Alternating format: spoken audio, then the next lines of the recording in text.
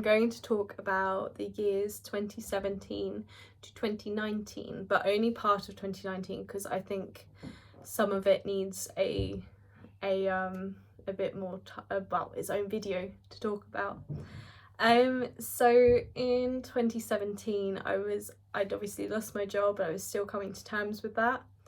I ended up going into teaching one day. I woke up and I was like, I'm gonna be a teacher. Literally, that was it. I woke up, texted my friend, was like, I feel like I'm gonna be a teacher. So we ended up looking into it, and very quickly I ended up being enrolled on a PGCE. There was very little time. I think it was within less than a month of me thinking, actually, I want to be a teacher, I was enrolled on the course. And within a few months after that, I was actually in a classroom doing my PGCE. And it was an amazing experience because it taught me a lot about myself. Like I can obviously talk quite confidently in front of people. I'm able to like teach people things, you know. I've got all these beautiful experiences from being in the classroom. But while I was there, when I started, it was amazing, and I was really excited and passionate and fueled by this passion to do really well in teaching and to go out and just share this excitement and this knowledge with others. But I was doing a science PGCE, so with secondary schools, so it was a lot, and to be honest, my knowledge wasn't quite there. I didn't really know enough to be doing it, and I think with what had happened to me with losing my job, I realise now I had not processed it. I had not dealt with what had happened to me, and I was doing teaching for the wrong reasons.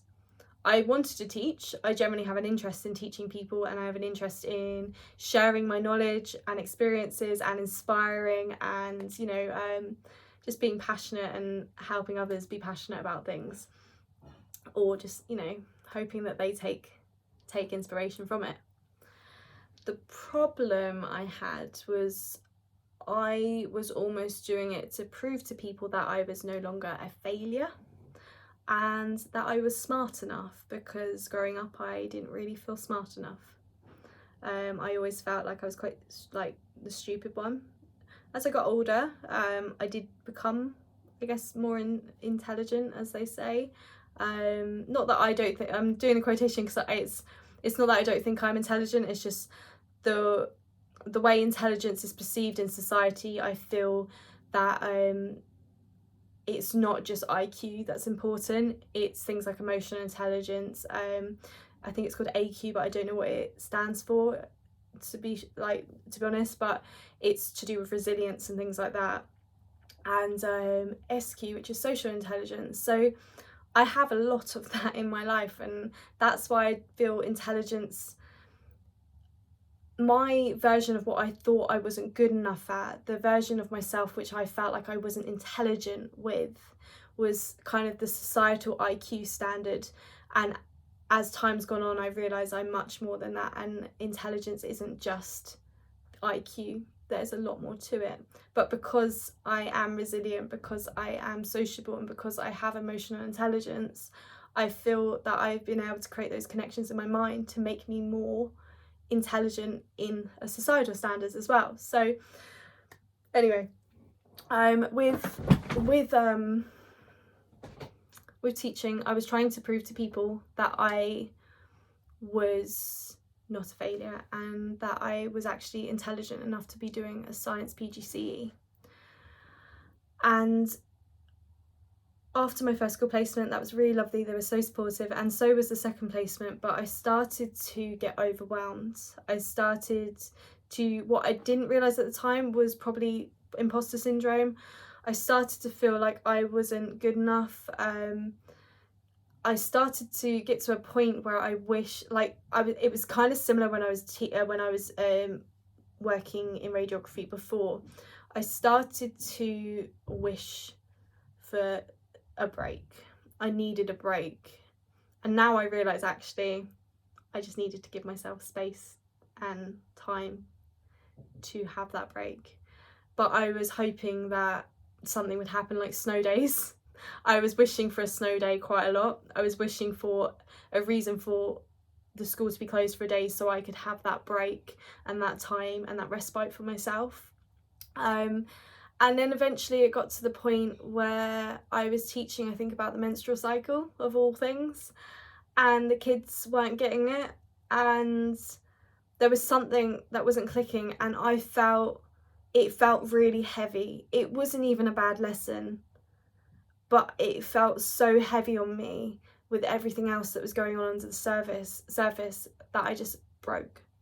I just struggled. I really did struggle.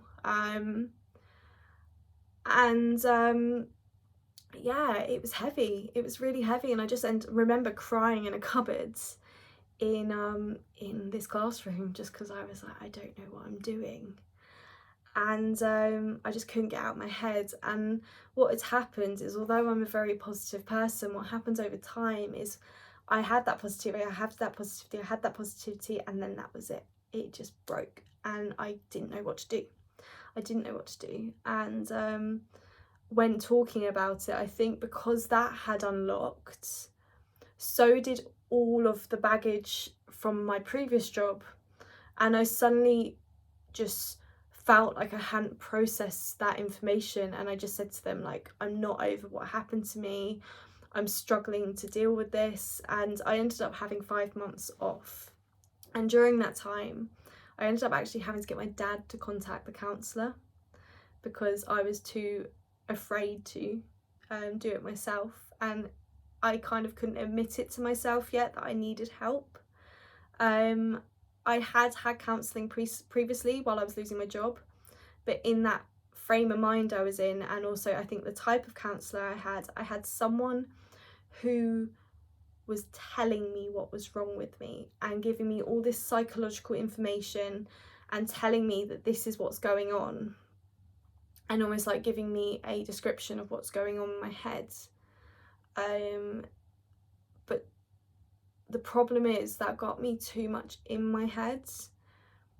It caused me to fixate on what was wrong with me rather than focusing on what was right with me and what was actually really positive, because I am a positive person, I look on the brighter side. But if someone's telling me, if already my headspace is in this negative frame and I'm being told that, you know, I'm doing things wrong, and I'm starting to kind of like just see myself as a failure and I'm doing everything wrong and I can't get things right, and you know, like I just had no ability to control it. I then had someone kind of reinforcing what was wrong with me, and it ended up causing me to spiral even further, really. So when I went to this counsellor, I was a bit like dubious because of that experience. And one of the things he said to me when I first met is he got me to close my eyes and he got me to envision my thoughts and see my thoughts in front of me. And he was like asking me, can you see them? And I was like, yes, I can. And he said, well, if you can see them, then they're not you. Because when you see things, they're not who you are. And that kind of unlocked something in me. It kind of made me actually go, actually, my thoughts aren't who I am. They're not part of my identity. They fuel my actions and my choices, but they aren't me. And that reshaped a lot of my my idea about myself, I guess. Another thing they said to me was, what do you do for fun? And I was like, well, I used to do this. I used to swim, I used to do photography, I used to do art. Like I listed all the things I used to do. And he goes, well, what do you do now? And I was like, well, I just started dancing 2 weeks ago. I started salsa dancing, and that was something I wanted to do for years. And that started to breathe some life into me. It started to give me a spark, a passion, something to be excited for, something that helped me get out of my head and focus on being in the now. Yes, I had to still think about it, but it wasn't that the same thoughts that had been looping around my head for months, that I'm a failure, I'm not good enough. Like, yes, there was moments that cropped up, but it helped me get out of my head. So one of the things this counsellor started to suggest is looking and making time for those old hobbies that I used to have, and kind of starting to explore more. So over time, while I was off, I started to kind of exercise again. I started to, while I was running, I started to have positive mantras in my head while I was running, like, I'm strong, I'm confident, I'm capable, and just saying these things to myself repeatedly again and again and again. And if you say those things to yourself while you're struggling, the difference you feel in yourself, like, I was running and I felt stronger, I felt more capable, I felt more experienced, and it was amazing. It really was that switch. The only issue is I went back to teaching that year, and I ended up going down the same path again, because rather than it being a self-fulfilling prophecy of my past coming back to haunt me, I wasn't living my truth. I wasn't living a life that was right for me. I was living a life to prove to others that I was capable, rather than actually just accepting my capabilities and living a life for myself. So yeah, I ended up actually leaving teaching, because I no longer felt it was the right path for me, and it did get too much and my mental health did start to dip. But fortunately, as you'll see in the next story, I had the skills from the counselling to help move me on, and just put me on the right track. So it wasn't all negative, it didn't finish on a negative, but it was definitely the insight I needed into myself to start looking at what I enjoy in life.